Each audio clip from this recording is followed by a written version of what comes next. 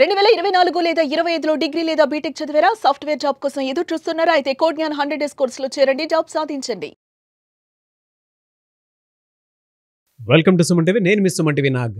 నేను and business coach Shravan Varanasi garu చేసేటువంటి mindful millionaire series. అయితే చాలామంది బిజినెస్ రన్ చేసేటువంటి వాళ్ళు, ఏ బిజినెస్ అయినా కానీ ఉండదు, అంటే రెస్టారెంట్ బిజినెస్ అయినా, లేదంటే డైరీ బిజినెస్ అయినా, ఐస్ క్రీమ్ బిజినెస్ అయినా, లేదంటే కొంతమంది స్కూల్స్ కాలేజెస్ వాటికి సంబంధించిందైనా, ఏ బిజినెస్ అయినా సరే, ఎలాంటి బిజినెస్ రంగంలో ఉండేటువంటి వాళ్ళైనా సరే ఇంకా బిజినెస్ని నెక్స్ట్ లెవెల్కి తీసుకెళ్దాం అని చెప్పేసి కొంత మనీ పెట్టి సస్టైన్ అవుతున్నటువంటి దాన్ని కొంచెం మనీ పెట్టి ముందుకు తీసుకెళ్దాం అనుకున్నటువంటి వాళ్ళు ఏదో రీబ్రాండ్ చేసుకుందామనో లేదంటే రెనోవేట్ చేసుకుందాం అనుకున్నటువంటి ఆలోచనతో డబ్బులు పెట్టి చేసేస్తూ ఉంటారు. రిజల్ట్ చూస్తే ఎక్కడ గొంగళి అక్కడే అన్నట్టు బిజినెస్ మళ్ళీ అక్కడే ఉంటూనే ఉంటుంది. కొత్తగా మార్పులు చేర్పులు చేశారేమో కానీ రిజల్ట్ చూస్తే మాత్రం అలానే ఉండిపోతూ ఉంటుంది. ఎందుకు అలా అవుతుంది? ఒకవేళ బిజినెస్ ఆ విధంగానే ఉన్నట్లయితే దాని నుంచి నెక్స్ట్ లెవెల్కి మనల్ని మనం ఎలా మార్చుకోవాలి అనేటువంటిది ఈరోజు మనం బిజినెస్ కోచ్ శ్రావణ్ వారణాసి గారి మాటలో అడిగి తెలుసుకుందాం. Hello sir. హలో నాగరాజ్ గారు. ప్రతి ఒక్కరికి బిజినెస్ అనేది ఉంటుంది. ఏదైనా కొత్తగా చేద్దాంలే అనుకొని మళ్ళీ డబ్బులు పెట్టి దాని మీదే బిజినెస్ని కొంచెం గొప్పగా చేద్దాం అనుకున్నటువంటి వాళ్ళు ఉంటారు. కానీ అది గొప్పగా అవ్వదు. ఈవెన్ ఉన్నది ఎలా అయితే ఉందో యాస్టేజ్ అలానే నడుస్తూ ఉంటుంది. చేంజెస్ అయితే ఎక్కడ కనిపించవు. బట్ బయట వాళ్ళకి మాత్రం ఎంత పెట్టాను అయినా వేస్ట్, ఎంత వస్తుంటే ఇంకంతే వస్తుంది అనుకునేటువంటి మోడ్లోకి వెళ్ళిపోతూ ఉంటారు. ఎందుకు అలా జరుగుతుంది? సో నాగరాజ్ గారు, ప్రతి ఒక్కరూ మార్పు అనేది కావాలనుకుంటారు. వాళ్ళ ఎప్పటి నుంచో కంపెనీ ఉంది, ఆ కంపెనీలో కొన్ని మార్పులు చేసుకుందాం అనుకుంటారు. అంటే నేను ఇలా బ్రాండింగ్ పొజిషన్ చేసుకుందాము, కొత్త లోగోతో ముందుకెళ్దాము, కొత్త వెబ్సైట్తో ముందుకెళ్దాము, ఎందుకంటే ప్రజల మైండ్ సెట్ మారుతుంది కాబట్టి నేను వాళ్ళకి తగ్గట్టు నా బ్రాండ్ని నేను మార్చుకుందాం అని అనుకుంటారు.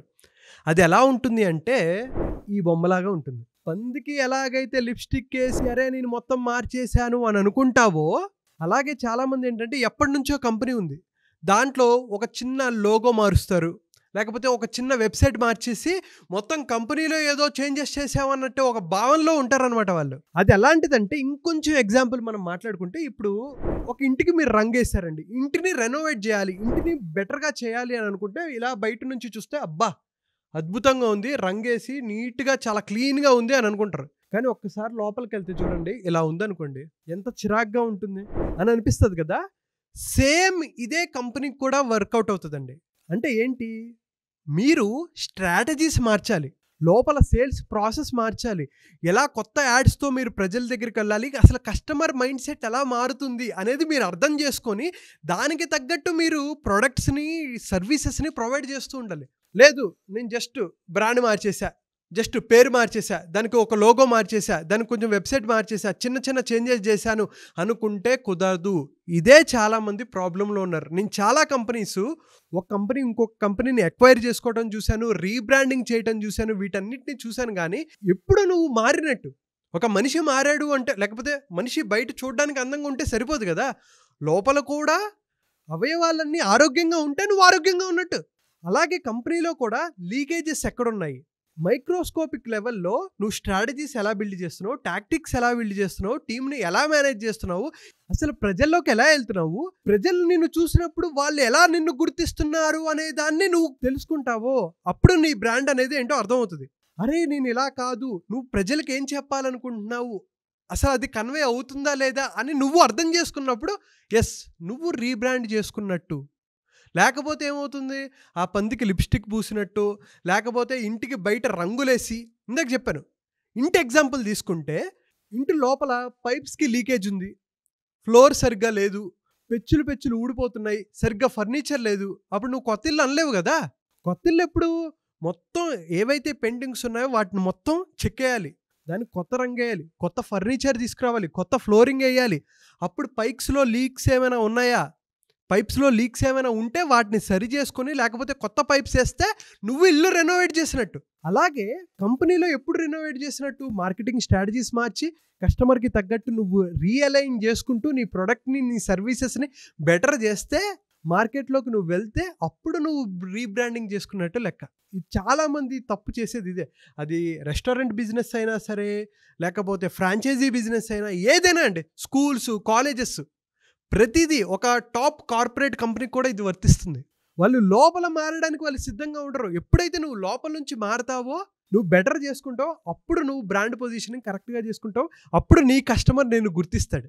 చిన్న మార్పులు చేర్పులు చేశానని చెప్పేసి గోడ మీద పెయింట్ వేసినట్టే చేస్తారు, కానీ లోపల ఉన్నటువంటి ఎంప్లాయీ మైండ్ సెట్ మారాలి, కంపెనీ పాలసీ మారాలి, టర్మ్స్ అండ్ కండిషన్స్ మారాలి, రూల్స్ అండ్ రెగ్యులేషన్స్ మారాలి.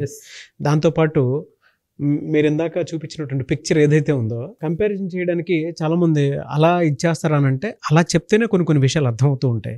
మేమేదో గొప్పది చేసేసాం, మీరు ఇలానే చేయాలని కొంతమంది బిజినెస్ ఓనర్స్ ఏం చేస్తారంటే ఎంప్లాయీస్ మీద బలంగా రుద్దేస్తారు. ఫస్ట్ వాళ్ళ మైండ్ సెట్ని వాళ్ళు ఫీల్ అయ్యి వాళ్ళు మారితే కింద ఉన్న వాళ్ళు కూడా మారుతారు.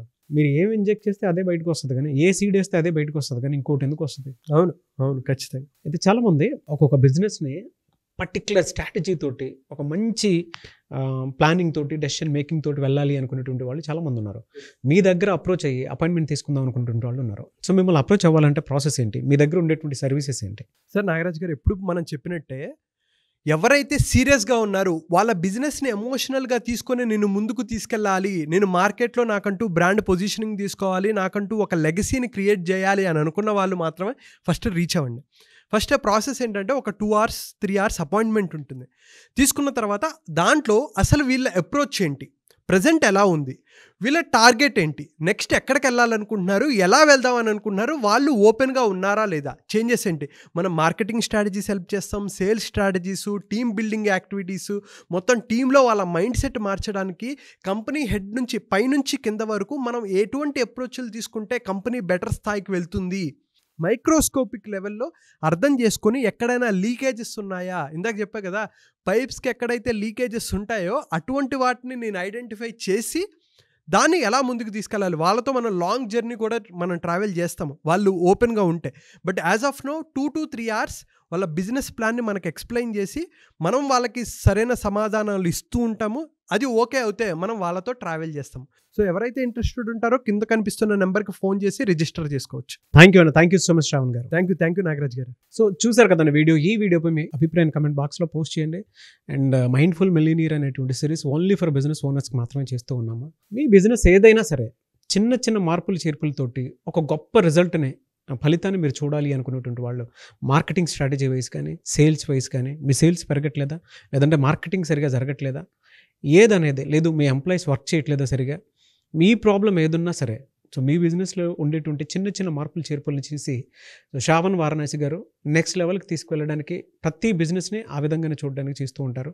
సో ఒక బిజినెస్ కోచ్ నీడ్ మీకు ఉంది అనుకుంటే, లేదు మీ దగ్గర ఒక మంచి ఐడియా లేదు, ఏ ఐడియాతో వెళ్తే బాగుంటుంది, అండ్ బిజినెస్ ఫ్రాంచైజ్ తీసుకుంటే ఏ ఫ్రాంచైజ్ తీసుకుంటే బాగుంటుంది. ఫ్రాంచైజ్ కూడా 3 ఉన్నాయి.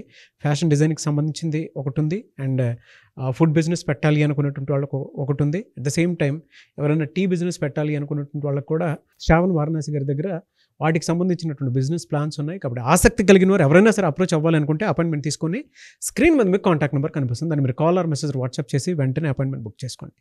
ఈ వీడియో లైక్ చేయండి, షేర్ మాత్రం తప్పకుండా చేయండి. ఇలాంటి మరిన్ని వీడియోస్ కోసం మా ఛానల్ ఫాలో అవ్వండి. Thank you. సుమన్ టీవీలో మీ పర్సనల్ అండ్ బిజినెస్ ప్రమోషన్స్ కోసం కింది నెంబర్కి కాంటాక్ట్ చేయండి.